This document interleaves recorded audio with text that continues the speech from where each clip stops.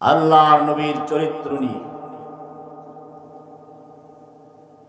সাহাবায়ে কেরাম চিন্তা করলেন,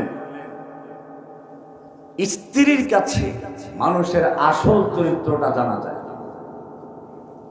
মঞ্চে অনেক হাক ডাক দেওয়া যায়, অনেক ভালো কথা বলা যায়, কিন্তু গোপন কথা পাওয়া যায় কার কাছে?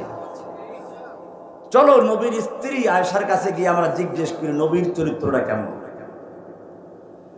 আল্লাহর নবীর কাছে স্ত্রীর কাছে গিয়ে কিছু লোক জিজ্ঞেস করলো, আমাদেরকে নবীর চরিত্র সম্পর্কে বলুন, বাইরে যেমনটা দেখি ভিতরে কি তেমন না ভিন্ন কিছু আছে? আল্লাহর নবীর স্ত্রী আয়েশা রাদিয়াল্লাহু তাআলা আনহা বললেন, আওয়ালাম তাকরাউল কোরআন? তোমরা আমাকে রাসূলের চরিত্র নিয়ে জিজ্ঞেস করতে এসেছো, তোমরা কি কোরআন পড়ো না? হ্যাঁ, আমরা তো কোরআন পড়ি, মুসলমান তো আমরা। আম্মা জান আয়েশা রাদিয়াল্লাহু তাআলা আনহা বললেন, খুলুকুহু আল কোরআন।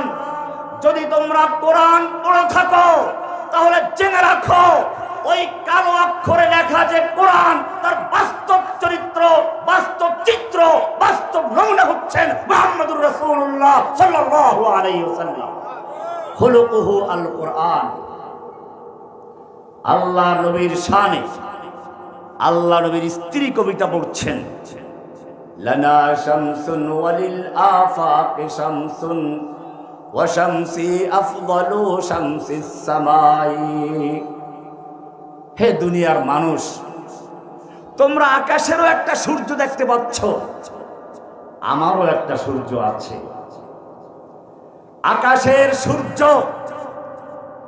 সকালে উদিত হয়, আর আমার সূর্য রাতের অন্ধকারে উদিত হয়। তার মানে আপনারা বুঝেছেন, নবী রাতের বেলায় তার কাছে যায়। এইটা যখন দুনিয়া জাহিলিয়াতের বর্বরতার অন্ধকারে নিমজ্জিত ছিল, কন্যা সন্তান হওয়ার কথা শুনলে চেহারা মলিন হয়ে যেত,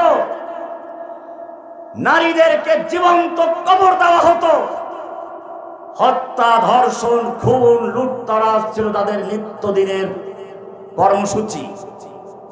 দেখেন নাই বিগত সরকারের সময় কি হয়েছিল?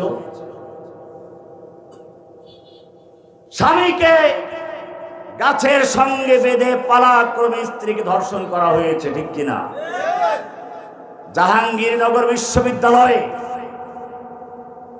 ধর্ষণের সেঞ্চুরি পালন করা হয়েছে, মিষ্টি বিতরণ করা হয়েছে।